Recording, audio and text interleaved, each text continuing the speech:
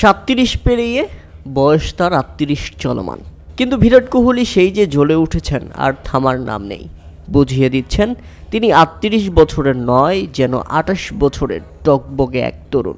এখনও তার ব্যাটের সমানভাবে ধার কার্যকর, প্রতিপক্ষ বোলারদের এখনও কেটে কুচি কুচি করতে সক্ষম তিনি। যেন বুঝিয়ে দিচ্ছেন, যারা পরবর্তী ওয়ানডে বিশ্বকাপে আমার সুযোগ দেখছেন না, তারা আপাতত চুপ থাকুন। রাঁচির পর জয়পুর, দুটি ভিন্ন স্টেডিয়াম হলেও স্ক্রিপ্ট কিন্তু একই। টানা দ্বিতীয়বারের মতো 3 অঙ্কের ম্যাজিক ফিগার স্পর্শ করলেন বিরাট কোহলি। এবার জয়পুরের সেঞ্চুরি করে কোহলি থামলেন 102 রানে। সব মিলিয়ে ওয়ানডে ক্রিকেটে 53তম সেঞ্চুরি করে ফেললেন ভারতীয় এই টপ অর্ডার ব্যাটসম্যান। পরপর 2 ওয়ানডেতে ব্যাক টু ব্যাক সেঞ্চুরি হাঁকালেন ভারতের এই কিংবদন্তি তারকা।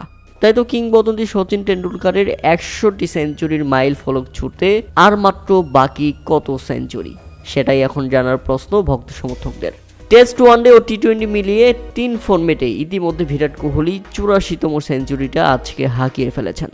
100 সেঞ্চুরি করতে, এই রেকর্ড স্পর্শ করতে আর মাত্র 16টি সেঞ্চুরি দরকার বিরাট কোহলির। তবে বিরাট কোহলির সামনে এটি খুব সহজ হতো যদি তিনি টেস্ট ক্রিকেটটা খেলে যেতেন। মাঠ ছাড়ার আগে শুধু আনন্দ দিয়ে গেছেন বিরাট কোহলি।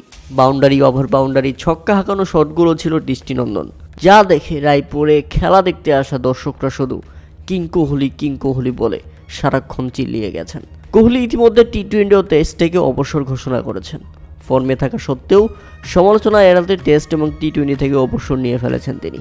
শুধু ওয়ানডে খেলে সচিন টেন্ডুলকারের 100 সেঞ্চুরি অর্থাৎ আরও 16টি সেঞ্চুরি করা, যেটা একটু কঠিনই হয়ে দাঁড়াবে বিরাট কোহলির জন্য।